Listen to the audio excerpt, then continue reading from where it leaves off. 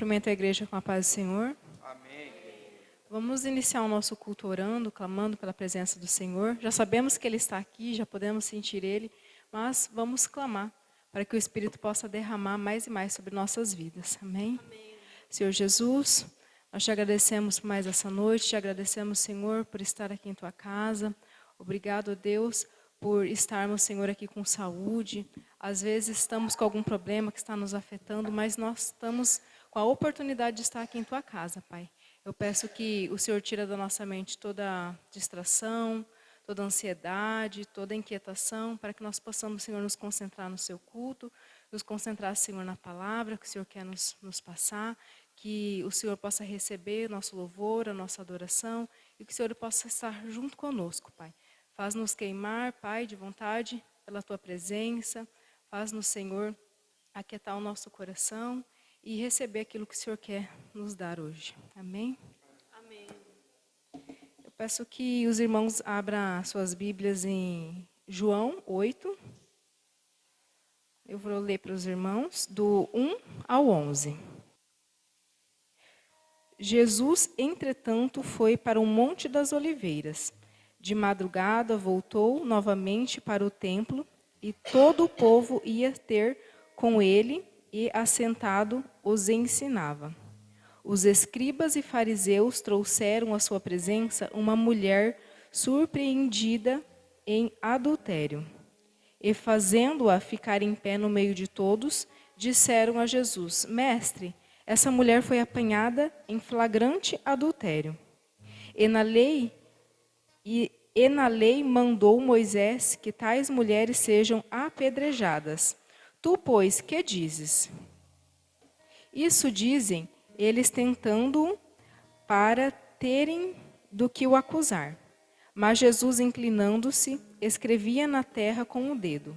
Como insistissem na pergunta, Jesus se levantou e lhes disse: Aquele que dentre vós estiver sem pecado, seja o primeiro que lhe atire pedra. E tornando a inclinar-se, continuou a escrever no chão. Mas ouvindo eles essas respostas, e acusados pela própria consciência, foram se retirando um por um, a começar pelos mais velhos até os últimos, ficando só Jesus e a mulher no meio onde estavam. Erguendo-se Jesus e não vendo a ninguém mais além da mulher, perguntou-lhe: Mulher, onde estão aqueles teus acusadores? Ninguém te condenou? Respondendo ela: Ninguém, Senhor. Então Jesus lhe disse: Nem eu tampouco te condeno. Vai e não peque mais. Amém?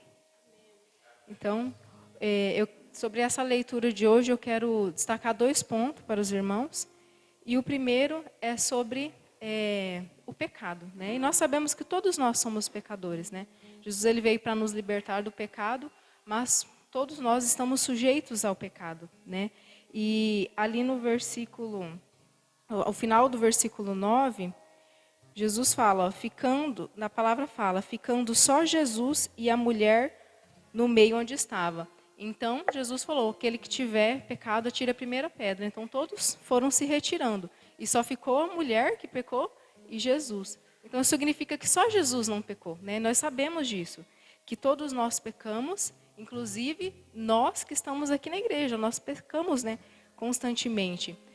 E um erro que acontece com essa palavra é que muitas vezes ela é usada para ser distorcida, né? Ela é distorcida, essa palavra. A gente sempre ouve isso, né? Quem nunca pecou, que atire a primeira pedra.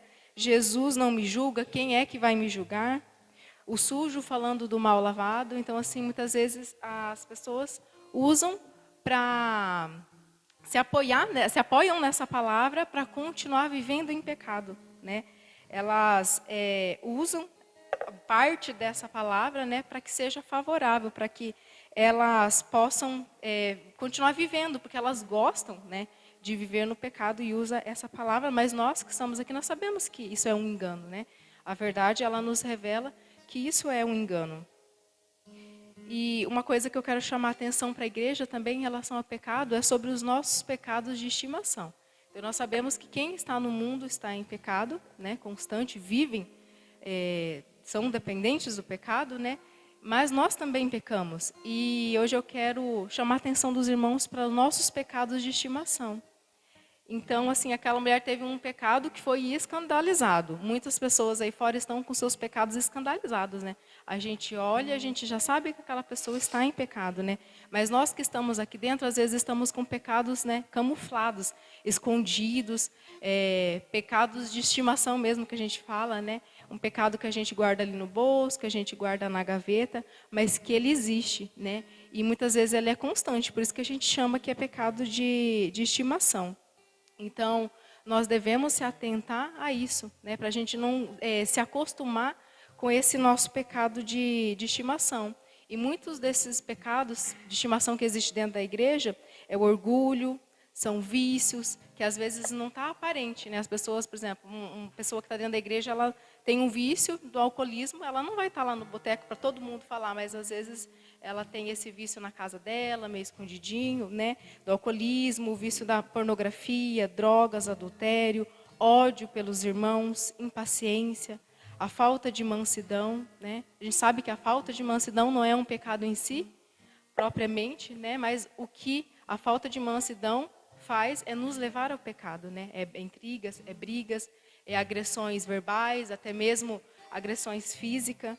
E o que a gente tem que fazer é apresentar ao Senhor esses nossos pecados de estimação, né? Porque se ele é de estimação, porque a gente já conseguiu se livrar de muitas coisas, mas às vezes a gente tem aquela tecla que a gente está sempre errando ali, né? Então o que a gente tem que fazer é apresentar ao Senhor. E hoje eu quero convidar os irmãos a fazer um exame de consciência, seja aqui na igreja ou um momento na sua casa, mas façam um exame de consciência. Todos nós temos aquele pecado constante, né?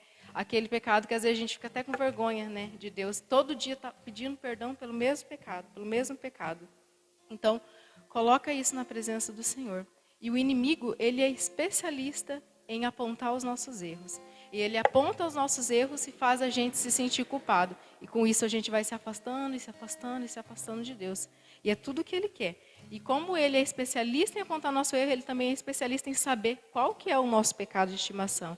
Então, com isso, ele vai criando situações e vai nos tentando para a gente estar errando sempre naquele mesmo lugar, porque ele também conhece as nossas fraquezas, né?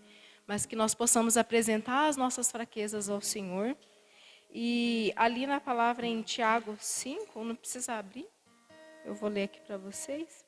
Em Tiago 5 fala assim: se porém algum de vós necessita de sabedoria, peça a Deus, que a todos dá liberalmente e nada lhes improspera. Então, às vezes, está faltando sabedoria para você conseguir tirar esse pecado da sua vida, né? Às vezes está faltando outras coisas, não a sabedoria, mas está faltando a mansidão, o domínio próprio, a paciência. Então, aqui a palavra diz que é só a gente pedir e que o Senhor dá deliberadamente, se a gente pedir, né? De todo o coração e realmente a gente estiver disposto a mudar isso em nossas vidas. E a palavra diz também em 1 João 1,9, se confessarmos os nossos pecados, Ele é fiel e justo para nos perdoar os pecados e nos purificar de toda a injustiça. Então, é só a gente apresentar para o Senhor, reconhecer a nossa fraqueza, né? A gente se esvaziar do nosso orgulho, porque muitas vezes a gente pensa que porque a gente está na igreja, a gente não está mais suscetível ao pecado, mas nós estamos, né? Então, que nós possamos apresentar ao Senhor as nossas fraquezas. Amém? E eu quero ressaltar o segundo ponto dessa leitura que eu queria trazer aos irmãos, é que Jesus diz assim, ó. Então disse Jesus, nem eu tampouco te condeno, mas vai e não peques mais. Então aqui está a prova de que nós não devemos se apoiar, né, nessa palavra, em nenhuma outra palavra, para a gente viver em pecado. Falando que Jesus não condena, que Jesus não nos julga, né? Ele nos perdoa, mas ele fala, vai e não peques mais. Amém? Então, que nós possamos continuar louvando o nome do Senhor e que a gente possa refletir nessa palavra durante o culto, na nossa casa, durante a semana. E, às vezes, se você pensa assim, mas eu não sei qual que é esse pecado, então, peça a Deus que Ele vai te revelar. Amém? Assim como a palavra diz que Ele tira as escamas, né, dos nossos olhos, Ele tira a trave dos nossos olhos, então que Ele possa nos revelar aquilo que nós estamos errando, para que nós possamos pedir perdão, apresentar ao Senhor e deixar de cometer essas práticas. Amém? Quão grande